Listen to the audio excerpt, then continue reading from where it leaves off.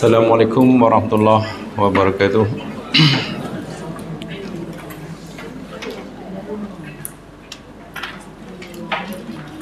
Alhamdulillah rabbil alamin.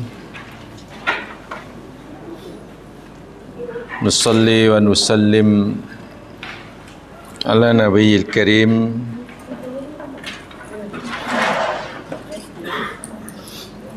Muhammadin sallallahu alaihi wasallam wa ala alihi wa ashabihi ajma'in. Rabbi israh li sadri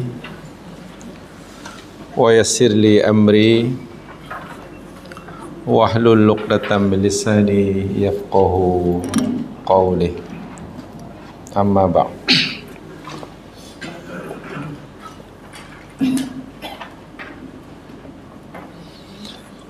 InsyaAllah kita akan teruskan siri tadabbur kita suratul Hud, suratul Furqan maksud saya.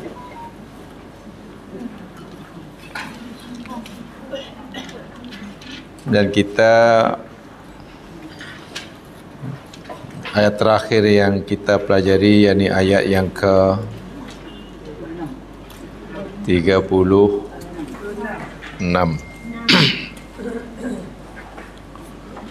Hari ini kita akan pelajari ayat berikutnya, masih kaitan dengan qasasul anbiya, kisah para nabi dan umatnya.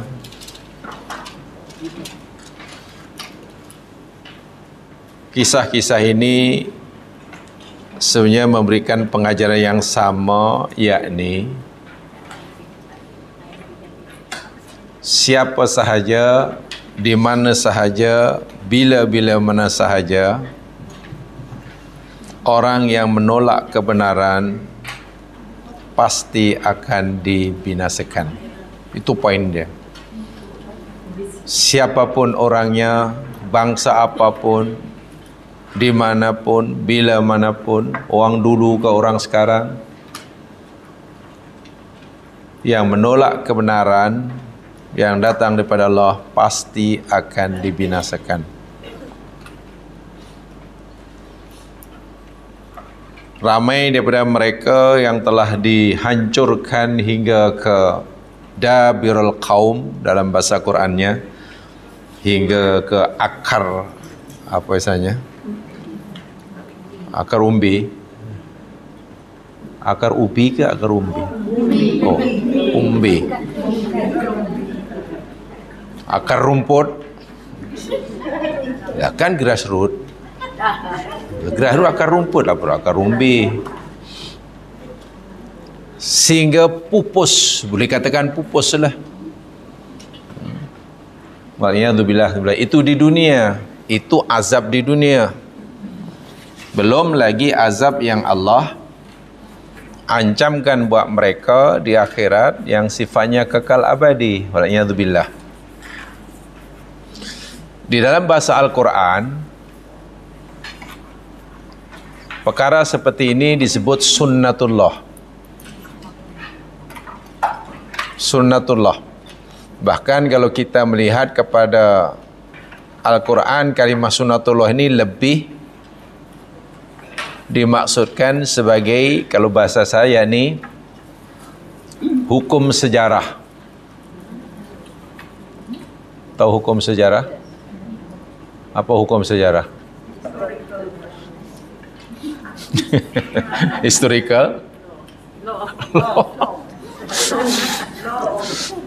Maknanya beginilah, siapa buat macam ni balasannya begini, siapa ni.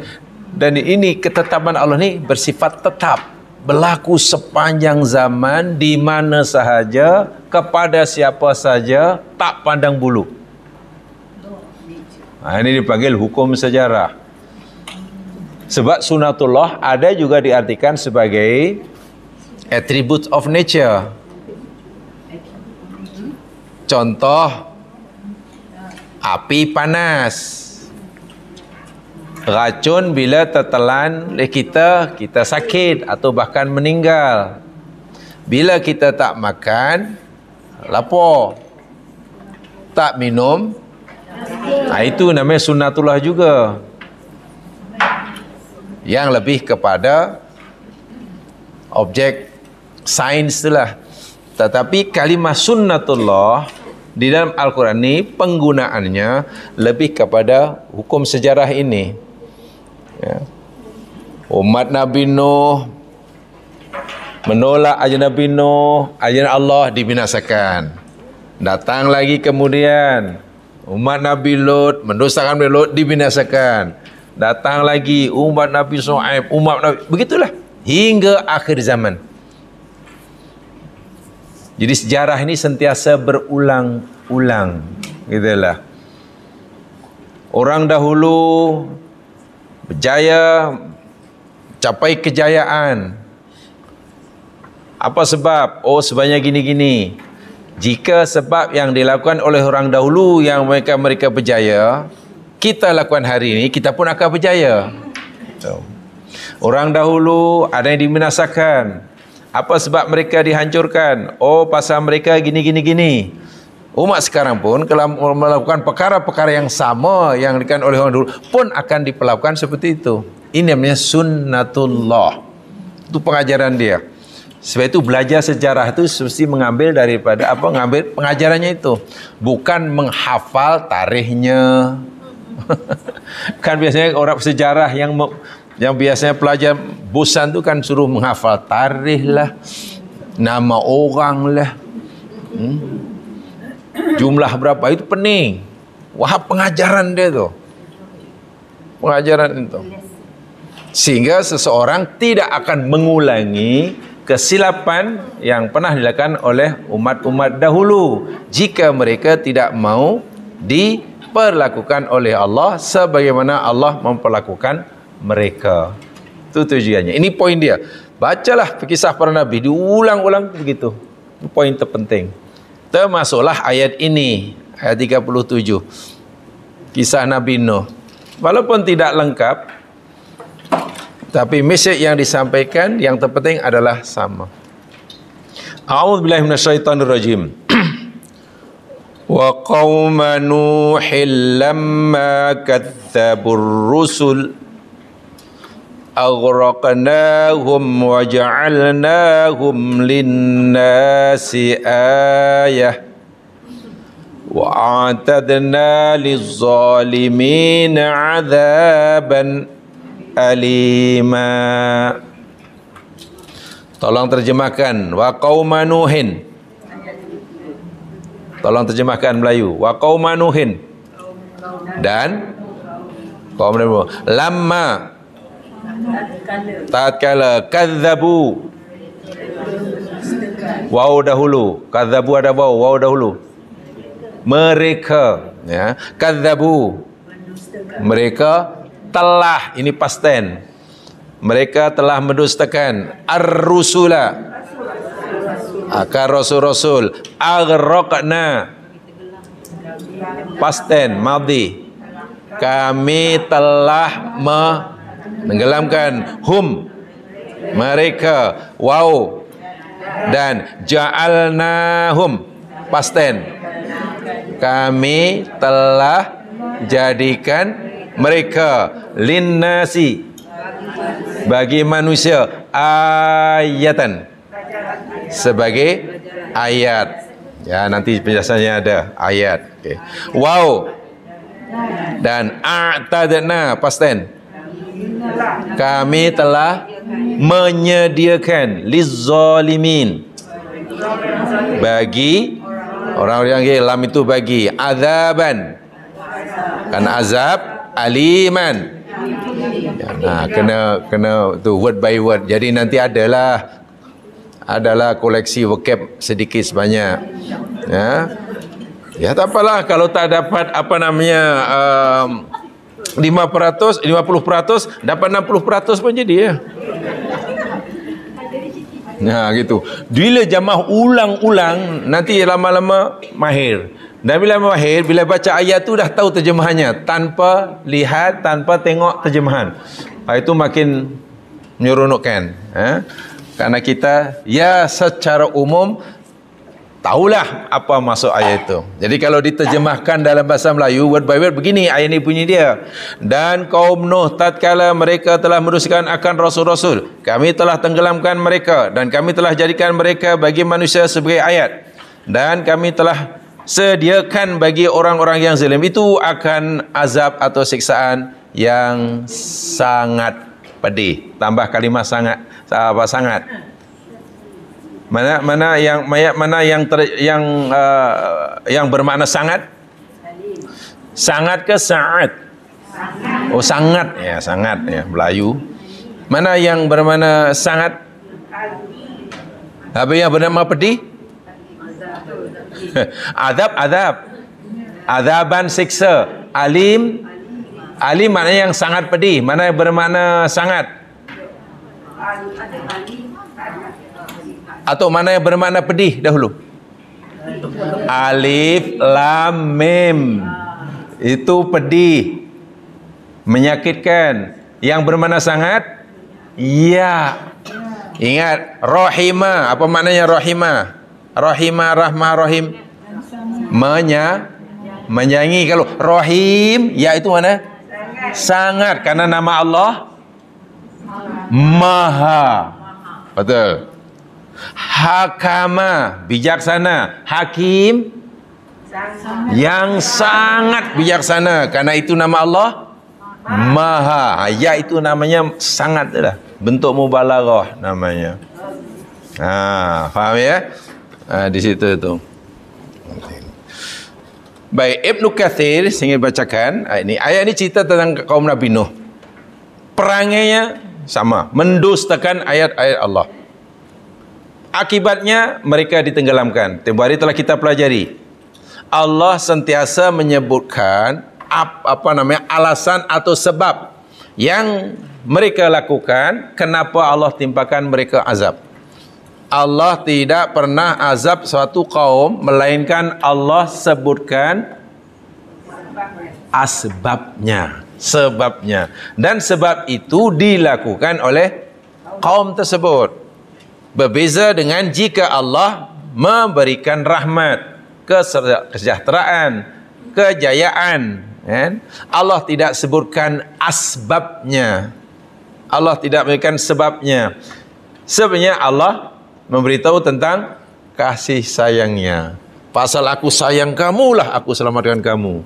Pasal aku sayang kamulah aku berikan kamu ni. Jadi Allah bukan karena amal orang itu.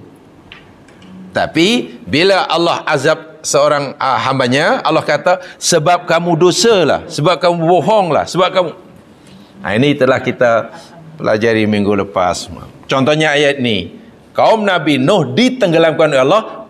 Sebabnya apa dalam ayat ini? Apa pasal mereka ditenggelamkan? Ni kadzabur rusul, mendustakan para utusan. Jemaah sekalian, berdasarkan ayat ini betullah kata pendapat kaum Nabi Nuh ini sebetulnya atau utusan yang Allah utuskan kepada kaum Nabi Nuh ini sebenarnya bukan seorang. Pendapat ini beralasan. Alasannya ayat ini. Sebab Allah kata kadzabu ar-rusul. Rusul yakni bentuk jamak. Bentuk plural, mufradnya kalau seorang rasulun, seorang rasul. Kalau ramai rusul. Mereka telah mendustakan seorang rasul atau mereka telah mendustakan banyak rasul? Maknanya kaum yang hidup pada zaman Nabi Nuh, rasul yang Allah utuskan pada mereka bukan seorang, tapi salah seorang daripada utusan Allah kepada mereka, yakni Nuh. Tapi Nuh bukan satunya. Dah faham? Ya, dah faham. Dah memang begitu. Jadi bukan seorang. Nuh hanya salah seorang. Jadi kalau Nabi Nuh pun berdakwah pada mereka ratusan tahun, agak-agak jangka hayat kaum Nabi Nuh ni berapa lamanya hidup di bumi? Tentu lebih lama kan? Nabi Nuh saja sudah berdakwah ratusan tahun. Sedangkan Nuh hanya salah seorang daripada utusan yang Allah utus. Maknanya kewujudan kaum Nabi Nuh di muka bumi ini, wah, tentu berabad-abad lah lamanya kan. Berabad-abad lamanya. Wa'iyadzubillah tumudzubillah, puluhan rasul yang Allah telah utuskan pada mereka, tak seorang pun yang mereka percayai.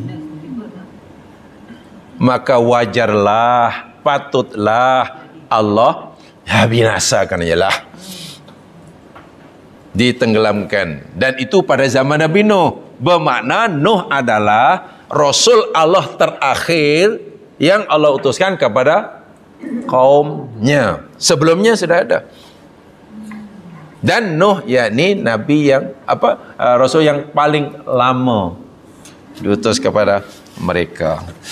Baik, pertanyaannya, kenapalah Allah tenggelamkan kaum Nabi Nuh? Kerana dosa mereka. Kenapa Allah ceritakan kepada kita dalam Al-Quran? Ja'alnahum linnasi ayat. Ini pengajarannya bagi kita. Kami nak jadikan mereka sebagai ayat. Ayat boleh jadi tanda kebesaran Allah. Boleh. Ayat boleh jadi yakni bukti kebenaran ajaran Allah. Siapa yang menentang pasti akan dibinasakan. Boleh. Ayat boleh jadikan pengajaran bagi kita. Seakan-akan Allah kata, wahai kamu yang hidup pada zaman Muhammad, jika kamu tak mau aku binasakan kamu, janganlah kamu berperangai macam kaum Nabi Nuh. Macam itulah. Walaupun Nabi yang aku utus pada kamu ini Nabiur Rahmah Muhammad SAW, tapi jika perangai kamu macam perangai Nuh, kaum Nabi Nuh, kami pun binasakan. Ini namanya ayat. Karena hukum sejarah sentiasa berulang.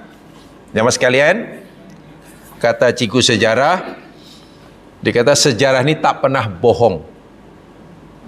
Ada sejarah bohong? Tak ada. Kalau ada bohong pun penulis sejarah. Yang cerita sejarah mungkin bohong, tapi sejarahnya sendiri tidak bohong. Macam mana sejarah bohong? Sebab itu ini penting, ya, belajar daripada sejarah, bukan belajar saja, mengambil pengajaran daripada sejarah. Itu di dunia dah tersiksa, matinya mati lemas. Tak tahu Wa'iyadzubillah ta'udzubillah. Akhirnya orang mati, dihukum mati dengan ditembak atau mati dengan ditenggelamkan di air, mana yang lebih menyakitkan ini? Tak tahu kan. Kalau agak-agak ya, yang lebih menyakitkan bukan cepat atau lambat, lemas. Lemah ya. Oh, mati lemah lebih tersiksa agaknya. Ya agak-agak lah kot. Agak-agak lebih tersiksa. Atau mati digeletik mungkin lebih menyakitkan. Katalah orang geli lalu digeletik, boleh mati, mungkin lebih menyakitkan. Itu di dunia. Kita pun dah tak mampu nak membayangkan dahsyatnya azab tersebut. Tapi rupa-rupanya masih ada lagi balasan yang Allah sediakan buat mereka, yakni di akhirat, azaban aliman, bagi mereka yang zalim. Kaum Nabi Nuh dikatakan zalim, dikatakan sebagai zalim. Jemaah sekalian, kalimah zalim di dalam Al-Quran, zalim orangnya ya, perbuatannya. Zalim itu orangnya, pelaku. Zalimun itu pelaku dia, seorang. Kalau ramai zalimun, perbuatannya zalimun orangnya, kalau perbuatannya zalimin. Zulmun. Alahai. Zulmun itu perbuatan dia. Ya, di dalam Al-Quran, jemaah sekalian, kalimah zalim ni ada 3 macam. Ingat, Dan zalim perbuatan yang sangat kejahatan yang kejahatan yang paling jahat lah. Ibu segala kejahatan, kezaliman. Kezaliman ni ibu segala kejahatan. Di dalam Al-Quran ada 3 jenis kezaliman. Satu yakni zulmun ala Allah.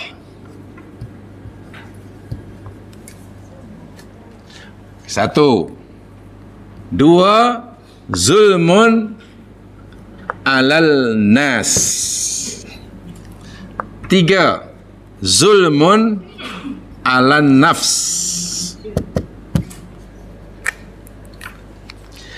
Kezaliman dalam Al-Quran penggunanya yakni untuk 3 perkara ini. Satu, zulmun Allah, kezaliman ke atas Allah, yang jadi mangsa kezalimannya Allah. Wa'iyadzubillah, tuntubillah. Allah dizalimi.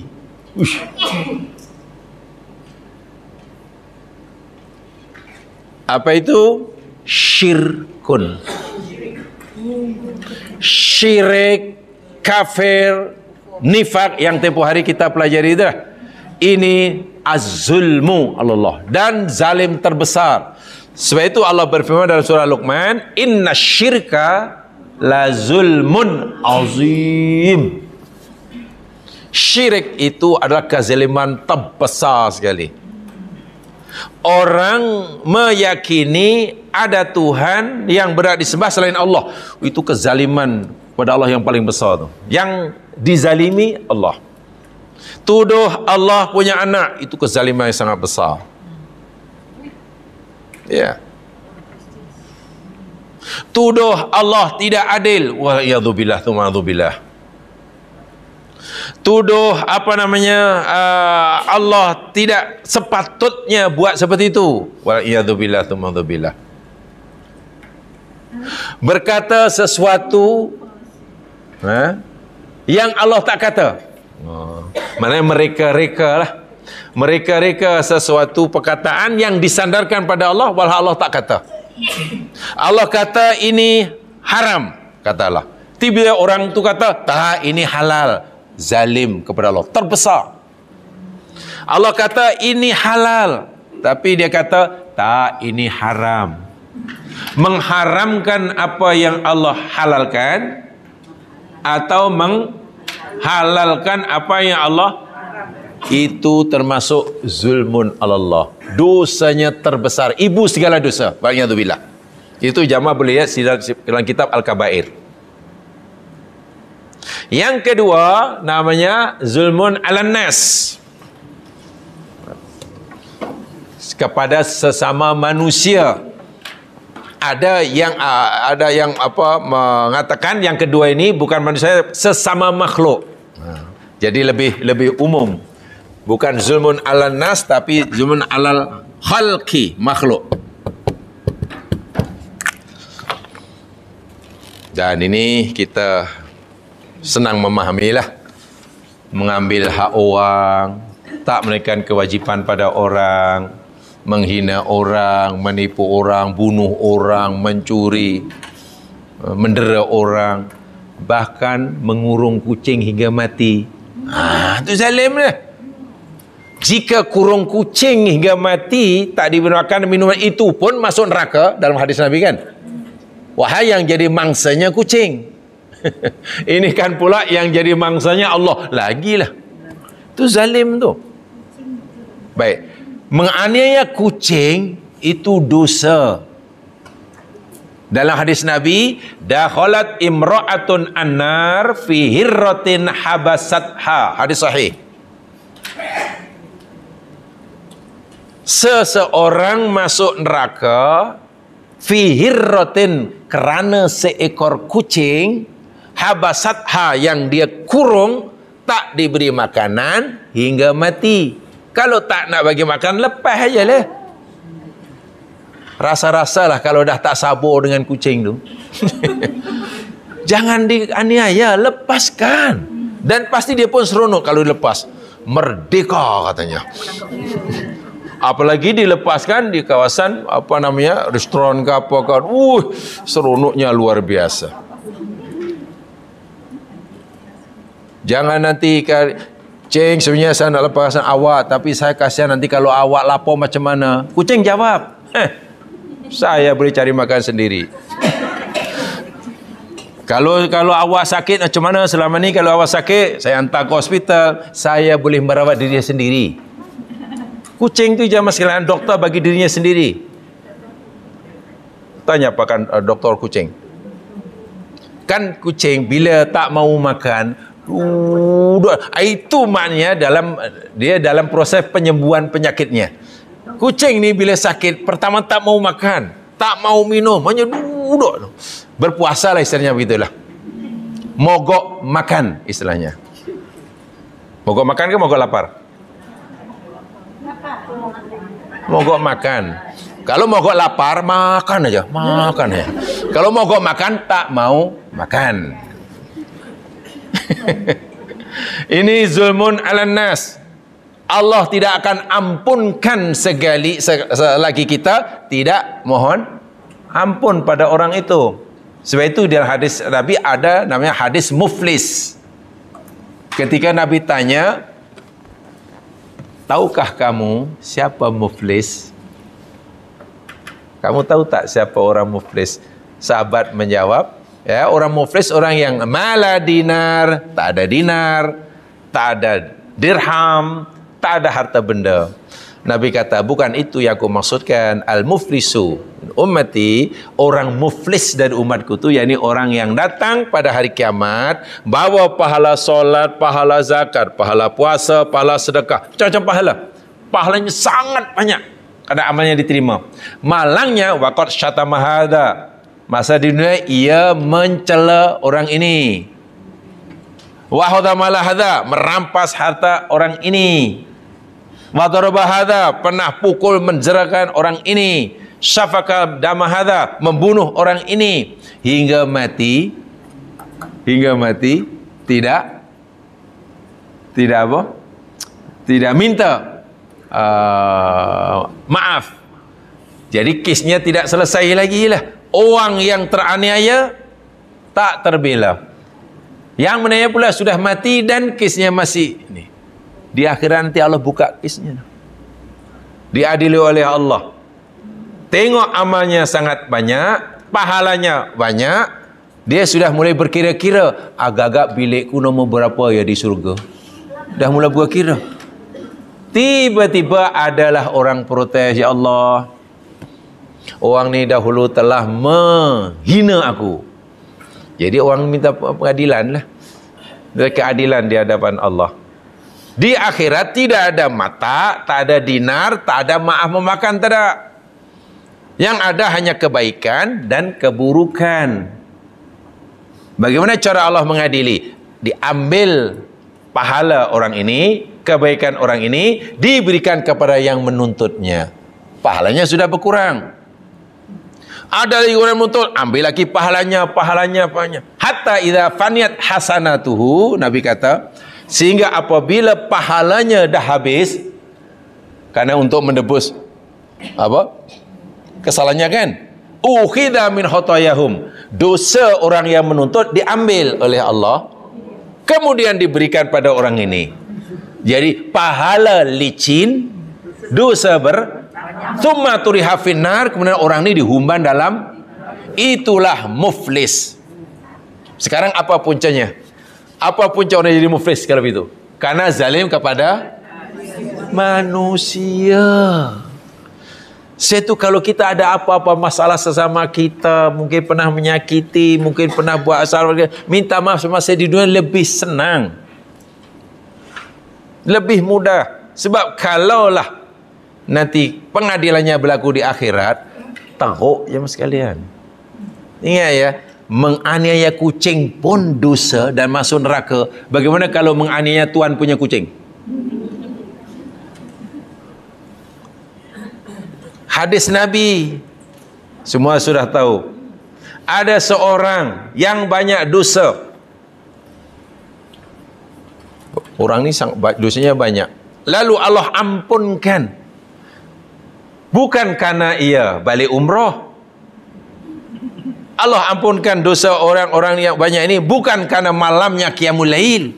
Tapi Nabi kata Allah ampunkan dosanya sebab dia memberi minuman pada anjing. Kasihan tengok anjing yang kehausan, dahaga. Lalu tanggalkan kasutnya, ambil air daripada perigi, bagi minum pada anjing hingga puas anjing itu. Hilang dahaga dia dan kemudian dia bersyukur kepada Allah. Bersyukur pada Allah kerana berjaya memberikan anjing minum tadi. Dia lakukan itu semata-mata kerana sayangnya kepada anjing tadi. Allah ampunkan dosanya. Pertanyaannya, kalaulah mengasihi anjing, anjing itu kan haram ya mas sekalian. Anjing itu najis. Mengasihi makhluk Allah yang bernama anjing itu pun dapat pahala. Bagaimana kalau mengasihi dan menyayangi Tuhan punya anjing? Menzalimi kucing itu pun dosa. Bagaimana kalau menzalimi Tuhan punya? Sebab itu yang kedua ini boleh memufliskan orang nih ya mas sekalian. Dalam bahasa saya, orang yang kedua ini, golongan kedua ini, hablum minallahnya hebat, tapi hablum minan nasnya teruk. Itu boleh muflis. Wirid panjang, baca Quran hebat, puasa tak henti-henti. Puasa tak henti-henti. Bahkan sampai rajinnya ibu puasa. Satu Syawal pun puasa. Ya karena rajin macam mana tu? Solat tak cukup 5 waktu. Sunat lepas subuh, solat lepas asar, solat. Tak kisah dia kata. Apa salahnya? Solatkan baik. Terlalu rajin. Macam mana dah terlalu rajin? Boleh masuk neraka kerana hablum minallahnya cacat. Hati-hati itu yang kedua. Yang ketiga namanya zulmun ala nafsi. yakni zalim atas diri sendiri. Apa zalim atas diri sendiri? Agaknya penjelasannya. Zalim atas diri sendiri apa contohnya? Atau pukul-pukul sendiri ke? Apa namanya, gunting dikoyak-koyak dia punya telinga ke? Aku zalim pada sini, aku tak nak makan walaupun lapar. Biar perut merunta-runta. Itu kan. Zalim ada di sini jamaah sekalian, yakni imtithalun nawahi wajtinabul awamir. Lawan. Sepatutnya dalam agama kita imtithalul awamir, buat yang disuruh, wajtinabin nawahi, dan tinggal yang dilarang. Tapi orang ni terbalik. Buat yang dilarang, tinggal yang kita zalim. Allah suruh solat, tak mau solat, zalim. Allah kata jangan mengumpat, tapi istiqomah, zalim. Istiqomah mengumpat, satu.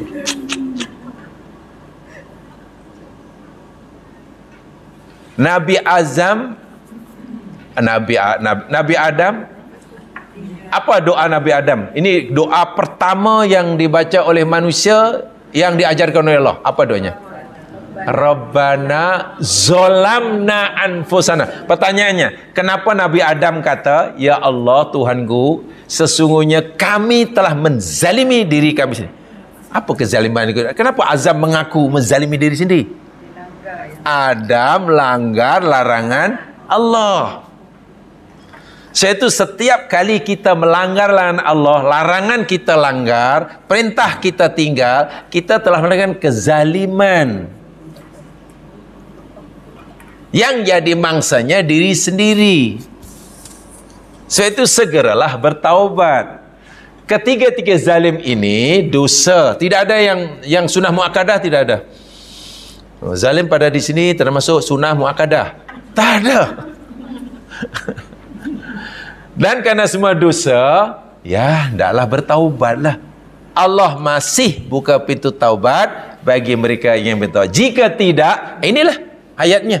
Wa a'tadna lidzalimina adzaban alima. Zalim kepada Allah, azab alima, kekal abadi dalam neraka. Karena itu syirik. Zalim kepada manusia, dihuman dalam neraka walaupun tidak kekal sebanyak dosanya. Jika dosanya sama manusia itu katalah jika siksanya itu telah menghapuskan dosa kesalahannya terhadap sesama manusia, ya akan dikeluarkan dari neraka lah. Artinya walaupun kezaliman itu terhadap sesama makhluk tidaklah melepaskan orang itu daripada neraka. Termasuklah zalim atas diri sendiri. Tinggal suruhan, buat larangan atau tegahan. Itu zalim. Tidak bertaubat, di akhirat tak dapat pengampunan, masuk neraka lah. Dan neraka ini jamaah sekalian, apapun tingkatan dia, neraka ini ada berapa pintu? 7. Yang 8 apa? Surga. 7. Dan tingkatan neraka ini tingkatannya ke atas atau ke bawah? Dari mana kita tahu?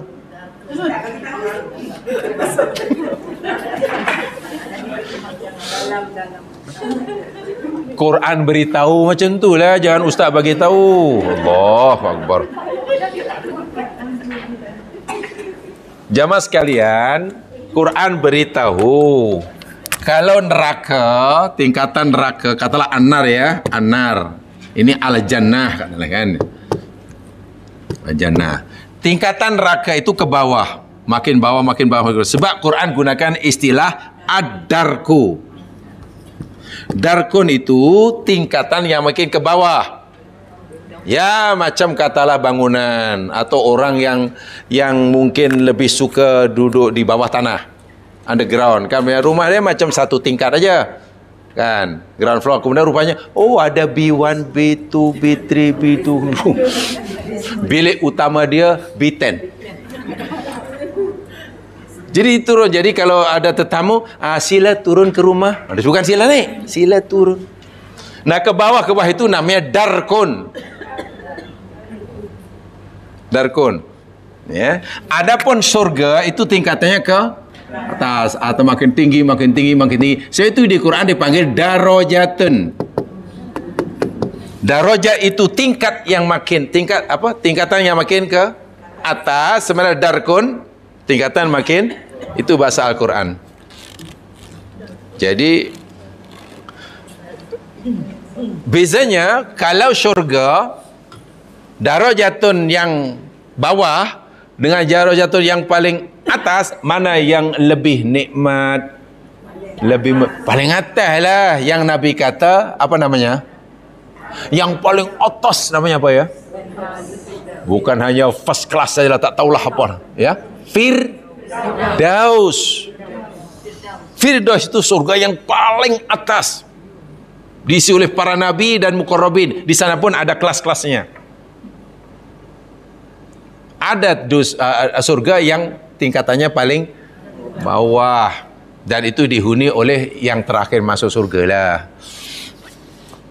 Yang tak masuk rombongan pertama.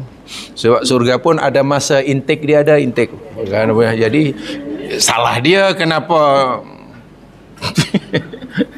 Sementara neraka yang makin bawah itu makin dahsyat siksanya, makin dahsyat. Yang paling ringan yang paling atas lah.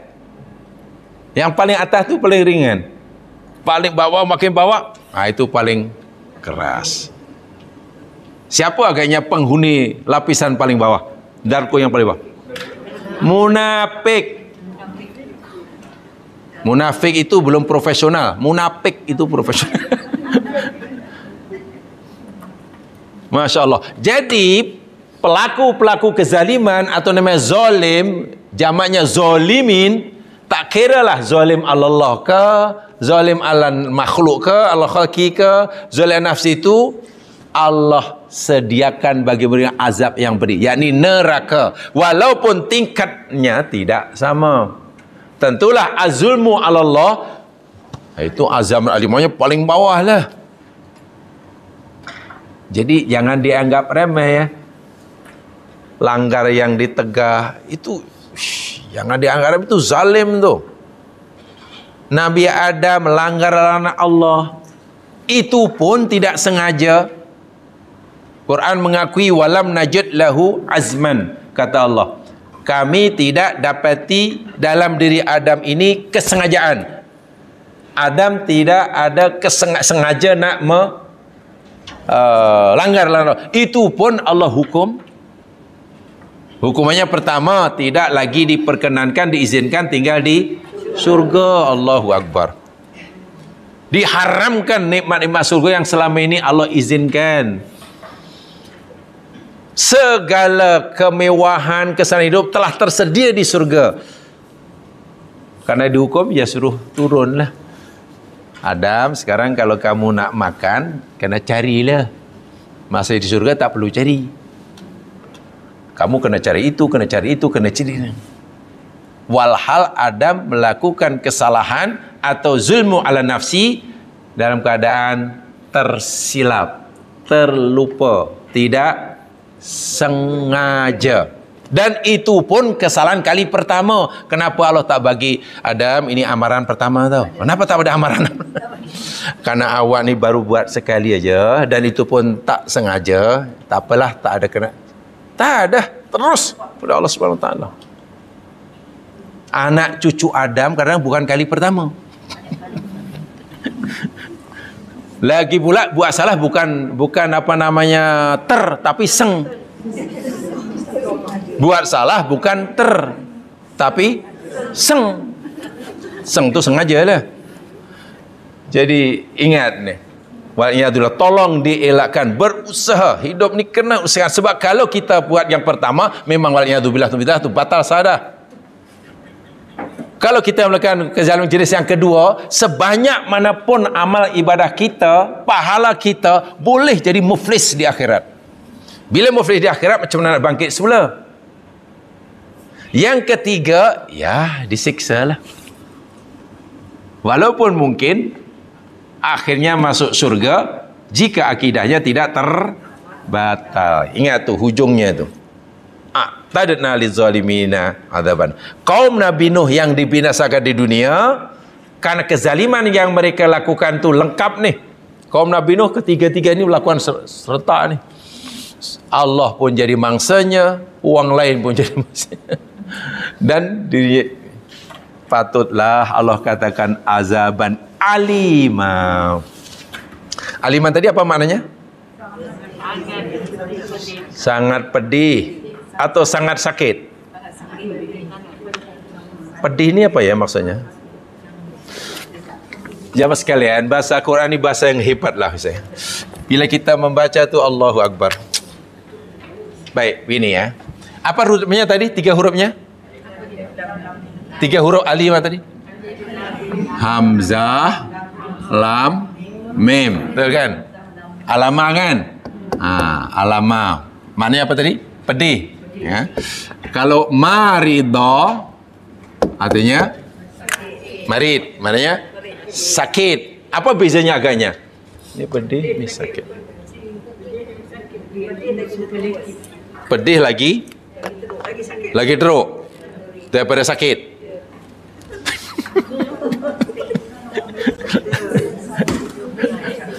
Pedih lagi teruk daripada sakit. Oh gitu ya bahasa Melayunya. Saya tidak tahu yang bahasa Melayu, tapi insya Allah saya tahu bahasa Arabnya. Begini ya mas kan. Kalau marido, katalah marido Muhammad. Katalah begitu. Mana Muhammad? Sakit. Apa maksudnya? Bila saya kata marido Muhammad atau maritu yang sakit, makna dalam diri saya, dalam diri Muhammad ada penyakit. Kuman ke, virus ke, atau jantung bermasalah ke. Dia lang 1, jantungnya 2, sakit. Paru-paru 1, jantung ada 2, macam mana tu? Kan? Yang 1 depan, 1 belakang. Sakit. Kan? Ada orang terkena hari itu COVID, itu naik marid. Karena dalam badannya ada penyakit itu, marid. Bila penyakit, apapun jenis penyakitnya itu dah disembuhkan, kalau virus dah dibunuh, jadi sehat. Maknanya orang marid, yakni orang yang dalam dirinya ada penyakit. Sedangkan alim, jamaah sekalian, orang yang sakit, dia sakit kerana sehat. Oh, lagi bingung.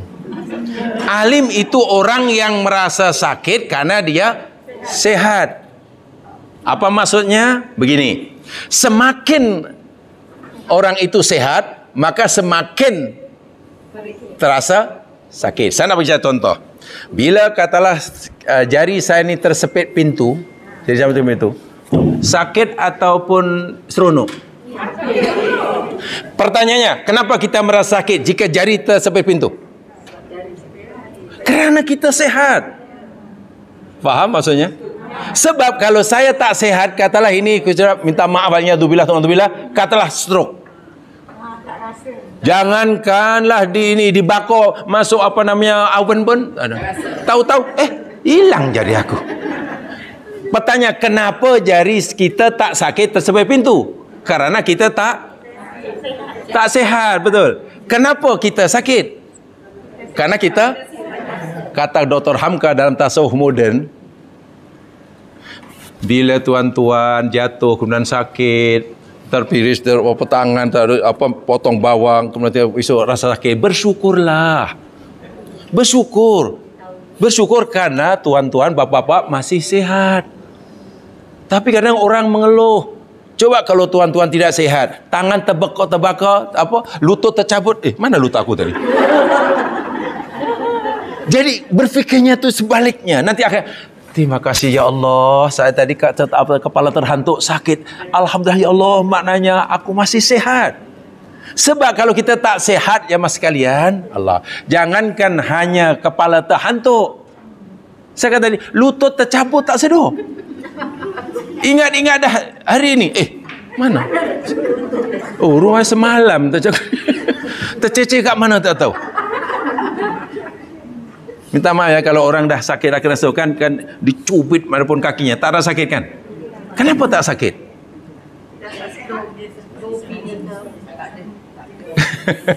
Jadi kalau kita sakit, di akhirat ini Allah kata orang di neraka azabnya azab yang alim, kan? Ini bermakna orang yang ada di neraka ini tidak ada yang sakit, semuanya sehat belaka. Semakin sehat pasti semakin sensitif. Bila badan kita sehat, semua sel yang ada di badan kita sehat, insya-Allah kita tersentuh jarum sikit pun atau terpegang benda yang panas sikit pun pasti akan terasa. Sebab kita sihat 100%. Coba kalau kesehatan fizikal kita, kata sekian separuh daripada sel deria rasa kita mati umpamanya. Pegang mungkin awan yang masih menyala itu pun, setelah 3 minit baru panas rupanya. Jadi neraka ni sehat walafiat fizikalnya. Sebab itulah jangankan api neraka, orang yang sehat walafiat tersentuh api dunia pun menjerit-jerit. Itu sebabnya alim. Allah tak kata yang, jadi alim bukan kerana dia ada penyakit. Tapi untuk kita di dunia, bila kita masih merasa alim, alama, syukurlah. Inilah. Syukurlah. Tersepit pintu sakit, alhamdulillah. Kalau orang sufi, alhamdulillah jemaah sekalian. Macam mana alhamdulillah? Ya karena dia diingatkan oleh Allah, anda masih sehat. Kita jarang menyebut alhamdulillah bila tersepit pintu. Wallah, uang pintu yang diamuknya, ditendangnya pecah. Puas memecahkan pintu, tapi lebih itu menyesal. Alah, kenapa? Kena panggil acong, kenapa salah? Begitulah sepatutnya. Lidah tergigit, maka tinggi. Alhamdulillah. Kenapa sakit? Karena kita sehat. Coba berfikir seperti itu. Kita lapang, hati kita pasti jadi orang bersyukur. Sehingga hidup menjadi tenang. Hidup menjadi tenang. Tapi masalahnya kita ni hanya melihat yang zahir, tak melihat yang sebaliknya. Contoh itu ada dalam surah Al-Kahfi. Kan? Ada orang miskin, nelayan miskin, kapalnya dipecahkan penumpang kan. Kalau pemilik kapal itu katalah melihat zahirnya saja, ada penumpang macam kapal, dia sakit hati atau seronok? Jika melihat yang nampak yang zahir je lah, tengok penumpang pecahkan kapalnya, sedih kan? Pasti kecewa kalau melihat yang zahirnya. Tapi Allah kata, kan ini dalam surah Al-Kahfi, lihatlah kahfinya. Kahfi itu apa maknanya? Kahfi maknanya gua. Jadi kalau nak tahu apa isi gua, jangan berdiri depan gua. Kena. Sebab itu kalau memahami surah Al-Kahfi, kena masuk ke dalamnya.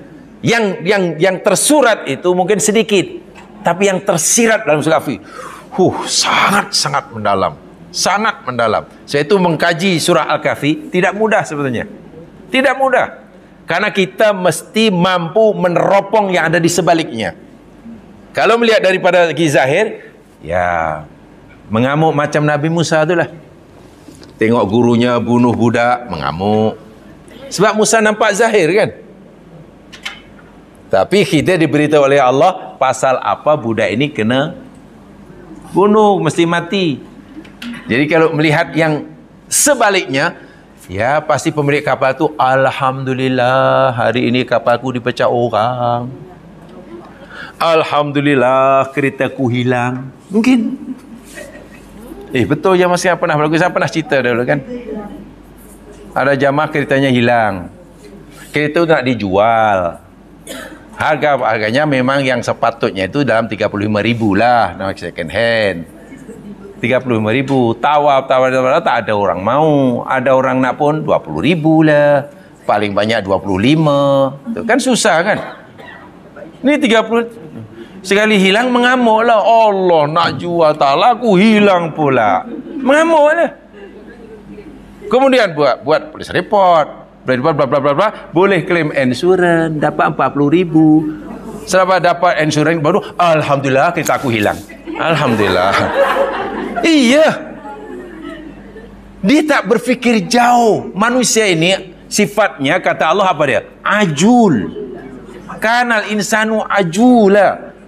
Zaluman. Ajula. Ajul itu maknanya tergesa-gesa, nak cepat, tergopoh, gapah lah. Ya akhirnya kojol, namanya ajul. Coba kita sejenak berfikir secara cerdas, berfikir dengan hati yang tenang, apa agak-agak yang hikmah kebaikan yang Allah nak berikan pada aku ni, kita ini. Pasti nanti akan pertama hati tenang. Akhirnya terima kasih tu. Terima kasih ya Allah, kereta aku hilang. Kalau tak dicuri orang, dapat 25,000. Nasib baik dicuri, dapat 40,000. Disuruh bayar. Cakap begitu ajalah dalam hati. Dan itu Masya Allah, Islam, Quran boleh menyelesaikan masalah kita. Jadi jangankan dapat kita baru, kehilangan kita pun alhamdulillah, itu orang mukmin. Tapi syaratnya ya jangan ajul lah. Ini hanya tengok yang depan, yang luar aja. Tengok nampak tak cantik, tak sedap. Rasa, sekali rasa menambah pula. Kita ni terpesona dengan luaran biasanya begitu ya. Baik. Itu zulmun. Zulmun. Root word-nya sama dengan zalam. Zulmun ni maknanya dua. Ada zulmun maknanya zalim, ada zulmun maknanya gelap. Kan zulmah tu gelap. Ya, sebab iyyakum waz-zulmah. Nabi kata jauhi oleh kamu akan kezaliman. Fa innahu zulumat yaumil qiyamah. Karena kezaliman yang kehidupan itu akan menyeret kamu kegelapan pada hari kiamat. Ya betul lah. Zulmah. Iman kepada Allah pada yang pasti ketiga ini hindari. Wajib hukumnya. Wajib. Karena semuanya dosa. Walaupun hukuman dan azabnya tidak samalah. Di kanan neraka kan ada 7 tingkatan. Walaupun di neraka paling ringan pun, waliyadzubillah tumtillah. Kata Nabi, azab neraka yang paling ringan apa? Azab ada ahli neraka yang paling ringan, yakni disuruh pakai terumpah, capal, kasut, sangat panas sehingga panasnya masuk ke tubuh badan, menjala sampai ke otak, otaknya mendidih, menggelegak. Itu yang paling ringan mah. Nabi tak beritahu yang paling berat, Nabi bagi yang paling ringan. Yang sedang macam mana? Ya tak tahulah. Nak bayangkan yang paling ringan itu pun tak mampu dan tak mati. Kalau otak menggelegak mati itu, ya terus tak sakit lah. Itu yang paling ringan tu. Waliyadzubillah, waliyadzubillah. Baik. Untuk mengambil keberkatan dan juga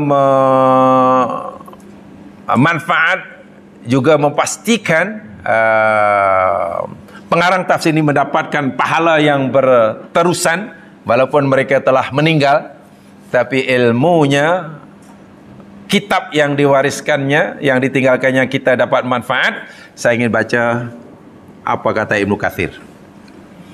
Beliau sudah meninggal, kitabnya dipelajari orang hari ini, dapat manfaat. Makna beliau meninggalkan ilmun yuntafa'u bih. Mengalir pahalanya tu jam sekalian. Walaupun Ibnu Katsir sudah tidak lagi di sini, tapi tengok kitabnya.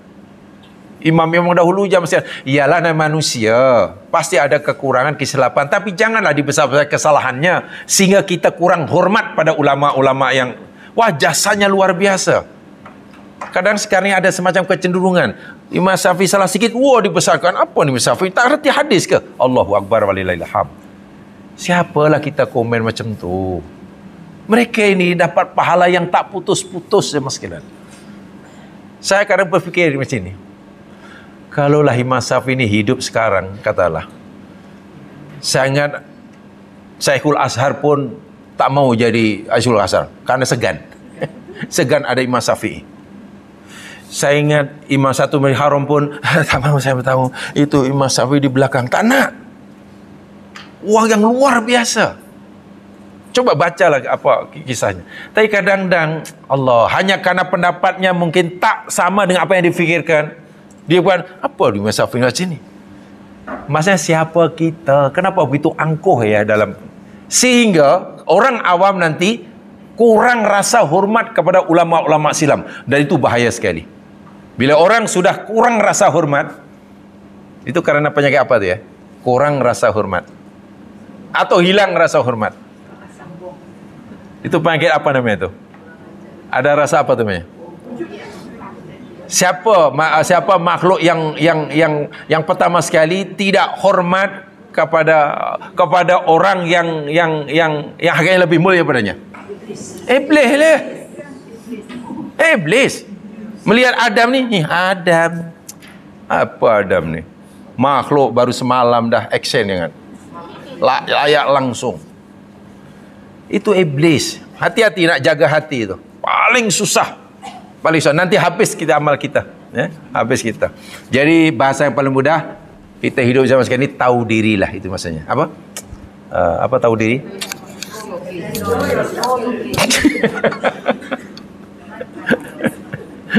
Ya, tahu diri. Ibnu Katsir kata, wadhkur qauma Nuhin lamma kadzabu rasul Muhammad, ceritakan kepada kaummu tentang kisah kaum Nabi Nuh yang mendustakan para rasul. Man kadzaba rasulan wahidan faqad kadzaba jami'ar rusul. Jangankan manusia itu mendustakan banyak rasul, mendustakan seorang rasul pun telah dikira mendustakan semua rasul, kata Ibnu Katsir. Jadi Ibnu Katsir kata ar-rusul di sini memberi maksud begini. Jangankan hanya mendustakan rasul-rasul, mendustakan seorang rasul pun sama hukumnya dengan mendustakan banyak rasul. Apa sebabnya? Kata Ibnu Katsir, karena setiap rasul yang Allah utuskan ini membawa ajaran yang sama. Ajaran yang sama. 1, 2, 3 yang disampaikan sama, semua dari Allah. Jadi kalau seorang didustakan, mana bermakna mendustakan semuanya. Sebab itu azabnya menjadi berganda-ganda. Sebab tak mungkin Rasul A, Rasul B membawa ajaran berbeza. Misalnya Rasul betul dagang Allah ya, Tapi kalau Rasul Melayu lainlah. Siapa namanya dulu? KH namanya yang mengaku Rasul Melayu. Tak apalah kalau KH katalah itu mengaku Rasul dan sesat, itu ya sesatlah. Yang luar biasa, macam mana ada orang percaya? Itu yang lebih luar biasa. Kalau Ayah Peng sesat itu ya tak apalah seorang. Tapi macam mana ada orang boleh ikut, boleh menderma, boleh buat kendi sebesar piramid. Itu yang pelik ya. Jadi kalau Ayah Peng sendiri tak apalah. Namanya Ayah Peng ya. Ayah Peng. Tapi orangnya tak pink sangat.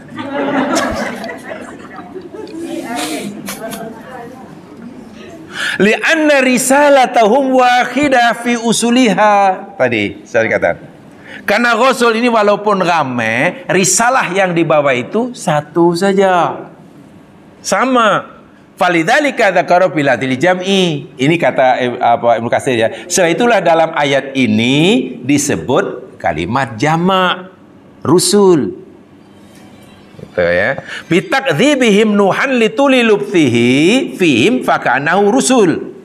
Pendosaan mereka pada Nabi Nuh, karena Nuh ini tinggal bersama mereka dalam jangka masa yang sangat lama, ya, sangat lama, seakan-akan Nuh ni walaupun seorang, karena lamanya masa mereka berdakwah, seakan-akan dia ramai atau banyak rasul. Itu pendapat Ibnu Katsir. Awli anna takdzibahu takdziban libakir rusul siraki bil maji'i bil tauhid. Atau kerana pendustaan kaumnya kepada Nabi Nuh itu, ya, yakni sama dengan pendustaan kepada semua rasul yang Allah utuskan kepada mereka kerana persamaan risalah yang dibawanya. Wa man kataba rasulan faqad kataba rusulu jami'an. Siapa yang mendustakan walaupun seorang rasul, ia telah mendustakan semua utusan Allah. Wa qala bi tafim alfasinin afasanatin ila khamsina ama. Apalagi Nabi Nuh telah tinggal bersama mereka 1000 tahun kurang 50. Mana berapa tu ya? Alfasanatin mana 1000 tahun. Illa kecuali khamsina aman 50 tahun. Jadi 900. Tapi kenapa Allah kata alfasanah? Yang untuk 1000 pakai sanah, yang 50 pakai aman. Nah, ini pembicaraan dari segi bahasa ya, ijaz lugawi ini panjang lebar ini. Satu di antaranya, sanah dalam Al-Quran digunakan untuk tahun-tahun yang susah. Kalau aman itu tahun-tahun yang senang. Gitu. Jadi selama 950 tahun Nabi Nuh ini berdakwah luar biasa susahnya. Yang 50 tahun baru senang. Senang maknanya kuranglah yang menentang. Nabi Yusuf alaihissalam di Mesir beritahu pada kaumnya di Mesir bahwa akan tiba masa susah selama 7 tahun karena kemarau panjang, dan akan turun hujan, cukup hujan selama 7 tahun. Masa di mana hujan turun selama 7 tahun maknanya ya musim biasalah, hujan banyak turun hujan. Rakyat Mesir disuruh oleh Nabi Yusuf untuk tanam dan hasilnya semuanya disimpan kecuali sedikit dimakan. Nanti bila dah 7 tahun kemarau panjang tak boleh menanam, mereka boleh makan apa yang mereka simpan. Lalu Nabi Yusuf kata, kemudian datang selepas itu amun, asalnya sebut sanah, sab'a sanawat, 7 tahun.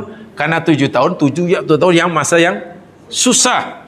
Selepas berlalu itu nanti akan tiba tahun yang senang. Jadi itu digunakan untuk masa-masa senang, sana digunakan untuk masa-masa Nah, jadi kalau jamaah kata dalam rumah tangga, oh tahun-tahun pertama, 4 tahun pertama tu susah. Itu sanah lah tu.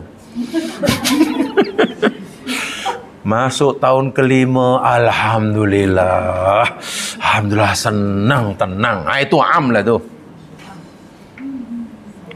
Tapi kalau inilah tak tahulah. Masa tahun pertama 1 tahun senang.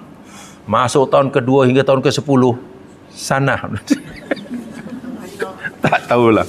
Itu satu di antaranya. Apa makna sanah dan am. Yad'uhum ila Allah wa yuhadziruhum niqamahu. Nabi Nuh menyeru mereka kepada Allah Subhanahu wa taala, memberi peringatan pada mereka akan siksa Allah, tapi fama amana mahu illa qalil, tidak ada yang beriman kepada Nabi Nuh kecuali sedikit. Walihadza aghraqahumullah jami'an. Oleh sebab itu Allah tenggelamkan mereka semuanya, walam yakum minal ahadun, dan tidak ada yang tersisa kecuali pengikut Nabi Nuh sedikit saja. Ya, hanya berpuluh orang. Allah lakukan ini, Allah ciptakan ini karena Allah hendak menjadikan peristiwa ini ayat bagi manusia. Ibrah ya'tabiruna biha, yakni sebagai pengajaran agar umat-umat yang datang kemudian mengambil i'tibar, pelajaran ataupun pengajaran. Tapi ayat yang menarik jemaah sekalian, dalam ayat ini, maksudnya ayat yang ke-37 ini, kalimah ayah nakirah atau ma'rifat? Ayatan. Bentuknya nakirah atau ma'rifat? Definite atau indefinite, begitulah. Kalau tak tahu nakirah ma'rifat. Nakirah. Kalau ma'rifat macam mana bunyinya? Al-ayat. Beza jemaah sekalian, kalau katalah waja'alnahum linnasi al-ayah, walaupun dengan waja'alnahum linnasi ayatan, walaupun terjemahan Melayu sama, tapi maknanya berbeza. Nakirah dengan ma'rifat maknanya berbeza. Di sini ayatan dalam bentuk indefinite noun. Ayatan ditanwin. Tantentun itulah. Kalau ada al jadi ma'rifat, ya ini yushiru ila izami hadil ayah wa suratiha. Menunjukkan betapa agungnya, betapa besarnya pengajaran yang Allah nak beritahukan pada kita melalui kisah Nabi Nuh ini. Jadi ayat itu dengan bentuk nakirah itu isyarah ilal izam, memberi isyarat tentang keagungan atau kebesaran, bukan benda yang remeh, begitulah maksudnya. Baik, Nabi diajar oleh Allah Subhanahu wa taala untuk memohon tambahan ilmu. Apa doanya? Apa doa yang Allah ajar kepada Nabi Muhammad agar Nabi Muhammad ni mohon kepada Allah tambahan ilmu daripada Allah? Ya, macam mana doanya?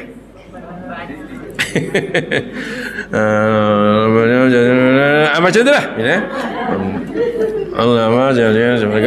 Ya, betul. Ya.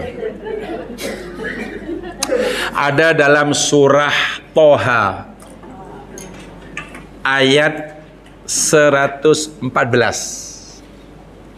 Tolong tunjuk ini ayatnya. Ini perlu nih cara memahami Al-Quran. Sebab nakirah ma'rifat beza. Bezanya bukan hanya dari segi bahasa. Bukan dari kalimat maksudnya, tapi ia berbeza dari segi maksud.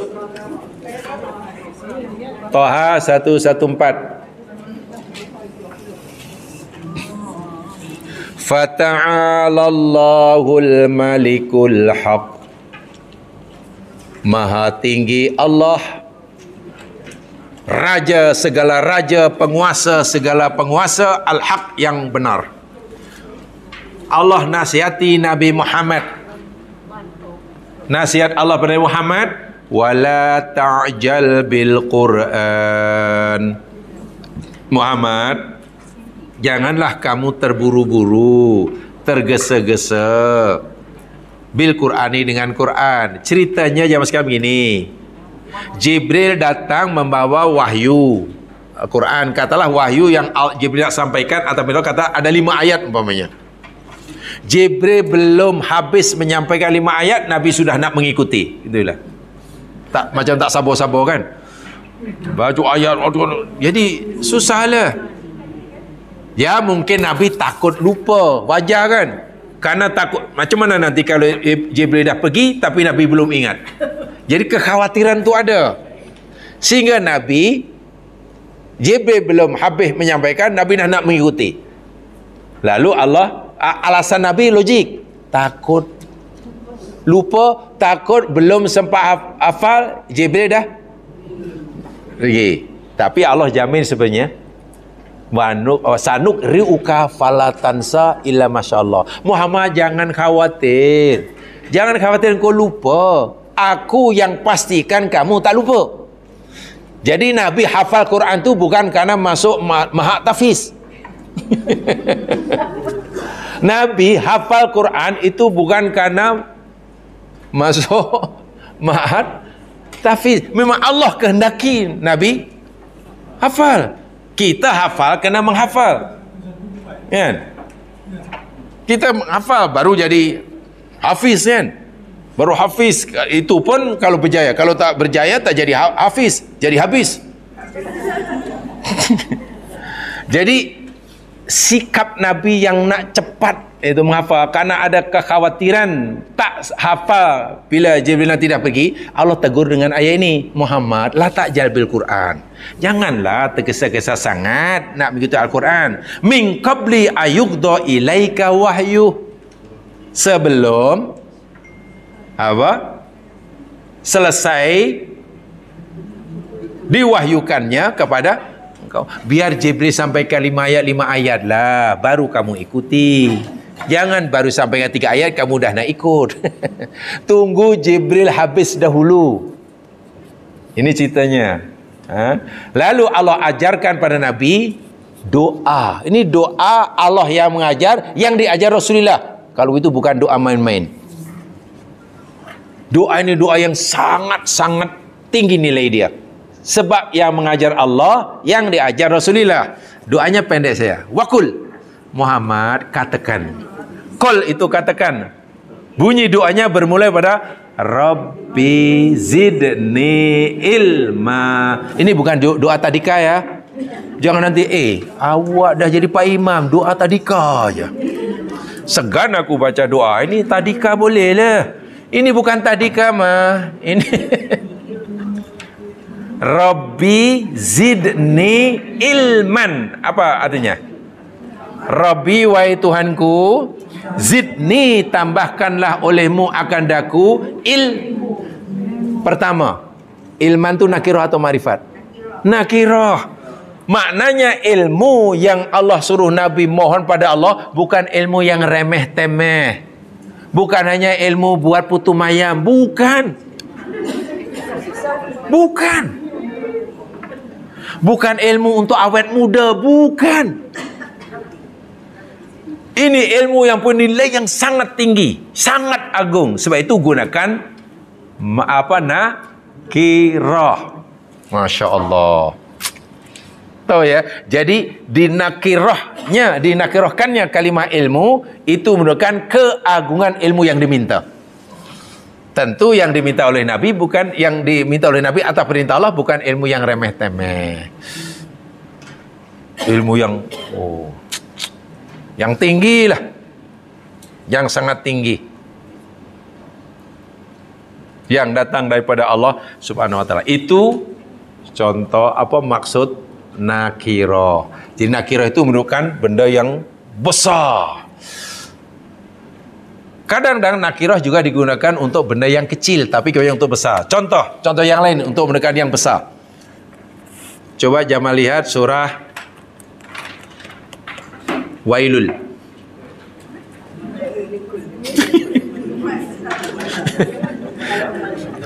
Habis orang Melayu katanya nama surah apa? Surah Wailul. Surah Alam Taro. Wailul likulli humazatil lumazah. Teruskan. Alladzi jama'a malau wa'adadah. Tengok. Alladzi, orang yang jama'a, menghimpunkan, malan, bukan, tengok nakirah ni, bukan amwal, bukan almal, wa'addadahu, dan dia menghitung-hitungnya. Ini cerita siapa ni ya? Cerita orang apa ni? Orang baik tak baik ni? Orang tak baik, karena Allah ancam dengan wailun. Wailun tu maknanya kecelakaan. Siapa orang yang Allah timpakan kecelakaan? Wailun likulli humazah lumazah. Bagi tiap-tiap orang yang humazah. Tahu humazah? Mencerca, mencela, menghina. Lumazah demikian juga, merendahkan orang. Jangan fikir dia masuk orang yang suka menghina orang, merendahkan orang, mengajar orang, mentertapakan orang, mempermalukan orang. Itu orang yang baik, orang yang celaka, Allah kata. Waliyadzubillah ya. Baik, lalu Allah sebutkan ciri-ciri dia, sebagian daripada ciri-cirinya. Nih, bila bab kekayaan, alladzi, orang yang jamaah mengumpulkan, himpun apa? Malan, harta. Selepas kumpul banyak, wa'addadahu, dan menghitung-hitungnya. Baru dah berapa ya? Kurang lagi. Dah berapa ya? Kurang lagi. Yang difikir hanya macam mana nak dapat dan nak simpan. Nak dapat, nak simpan. Nak dapat, nak simpan. Tak pernah mengeluarkan. Kalau itu orang apa namanya ni? Dermawan atau Haji Bahil? Haji Bahil alias kedekut. Tengok, ciri orang bakhil, kata Al-Quran ya, bukan kata saya. Orang yang melihat harta itu malan. Malan apa tadi? Nakirah. Maknanya nilai benda yang dimiliki oleh si bakhil ini besar atau kecil di mata bakhil? Besar. Walaupun benda itu orang yang bakhil jemaah sekalian, tengok botol minuman di jalan pun dikutip. Bukan itu mata pencariannya. Kalau yang kutip tadi yang itu pencariannya, cari-cari untuk dijual bagi menyelamatkan keluarga, tak apa. Dia apa namanya, pakai Ferrari, ada botol, aku kutip. Kalau banyak nanti 1 kilo ada berapa, mana tahu. Plastik bag dikutip, apa dikutip. Baginya ini adalah wang. Ini wang nih. Tebang pokok kelapa. Kalau orang bakhil, pokok kelapa ditebang, kan? Ada jiran atau kanak-kanak minta, Pakcik, boleh tak saya minta kelapa mudanya? Minta. Ini mahal ni. Sebiji kelapa ini RM6.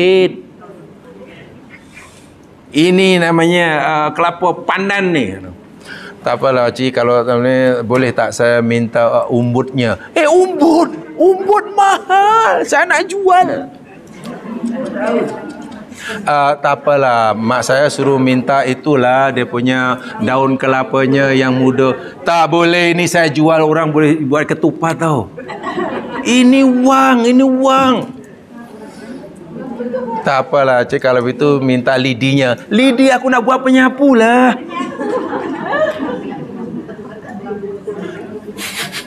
Tak apalah kalau itu mak saya suruh minta dia punya sabut. Sabut pun aku nak buat alas kaki nanti. Boleh jual.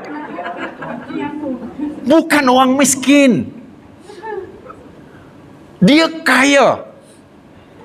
Tapi setiap benda itu dilihat bernilai sehingga tak nak keluar. Kalau awak beli boleh. Tapi kalau nak free, kirim salam.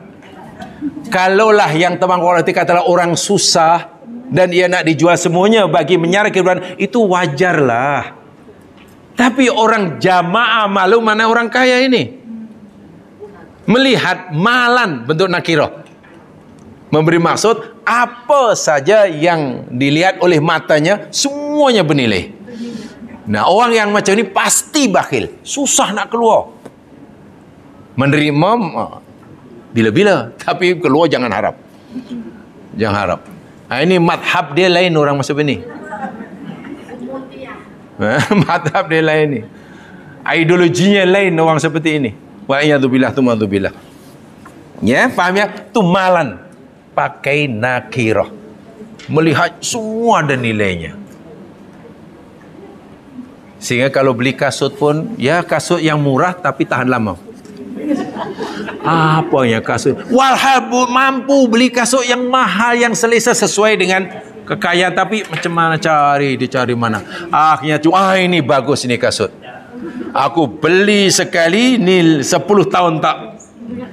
Kenapa tidaknya kasut beli yang ni itu tayar lori?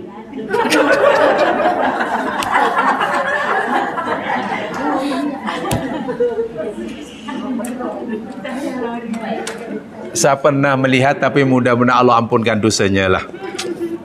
Dulu masa saya kerja di Perak, ngajar di Perak, dan pernah dipinjamkan ke Bagan Datuk. Tahun ya 84, 85 macam tu kan. Dulu Bagan Datuk ni terkenal apa ya? Kelapa dia kan. Nyok. Nyok ni tahu nyok? Nyok Nyok koko. Kaya raya orang situ. Banyak salai sana, salai sini. Hebatlah nyok. Bahkan ada yang ya berjaya semualah. Macam orang senang kan. Yang tak senang pun jadi senang. Katanya anak dia baru SPM pun tak lulus, tak pas.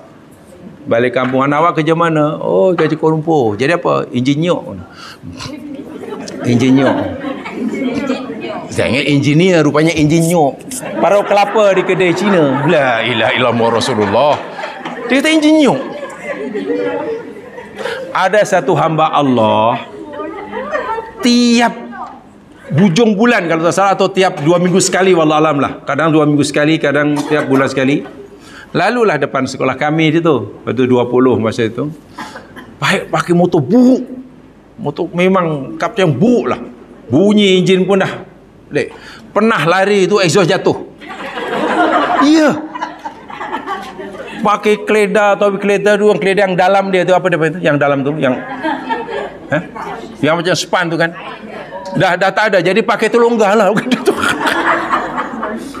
Pakaiannya Allahu Akbar. Selipernya itu saya kata ni, seliper lori tadi lah. Seliper tayar lori. Seliper tayar lori.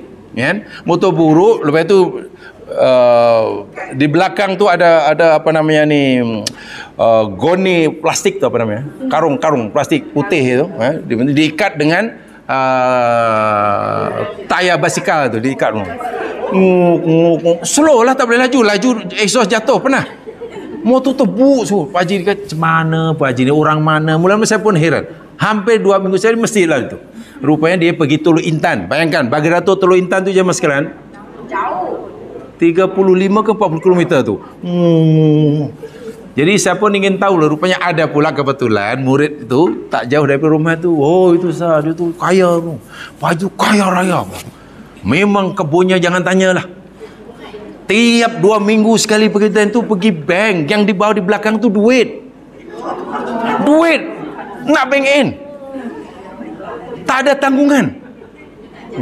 Di rumah itu bukan tidur di rumah dia. Suka tidur di kebun dia. Bentang teko bang, tak pakai baju. Macam selesai. Hidupnya, tapi macam mana orang tak saya ingat orang tak mampu rupanya kaya. Tapi minta maaf lah Ustaz. Allah bakhilnya luar biasa katanya. Bakhilnya luar biasa. Betul lah melihat itu malan. Jadi benda ni semuanya ada nilai dia. Motor tu dah tak layak lah. Pernah lah tekan minyak tu, polah minyak, jatuh exhaust. Klong. Turun diikat exhaust. Allahu Akbar wa lillahi. Ya mudah-mudahan Allah ampunkan dosanya. Itu pernah saya lihat sendiri. Ya saya kita tak kisah, tapi karena selalu melihat jadi ingin tahu lah. Rupanya memang token nyok. Kebunnya luas tu. Dengan kokonya, dengan ini Bagan Datuk. Saya ingat semua tu. 85 kalau benar kalau tak salah tu. Jangan jadi orang semini. Ya, jadi poinnya jemaah sekalian, ada 2 tadi yang saya sampaikan dari segi bahasa. Satu zolimin, kedua ayatan. Dalam Al-Quran, kalimah nakirah itu penggunaannya untuk menunjukkan benda itu azim. kabir. Macam itulah. Benda yang besar, yang agung, yang hebat. Kalau Rabbi zidni ilman, jangan ditukar. Jangan Rabbi zidni al-ilma. Jangan. Nanti Allah bagi ilmu dah lah sikit. Ilmu macam mana nak lompat pagar. Ya kan? Alah, remeh-temeh sangat. Ilman. Macam mana nak buat sambal balado yang sedap? Ya itu tak payahlah, itu belajar je lah. Tapi yang tinggi-tinggi.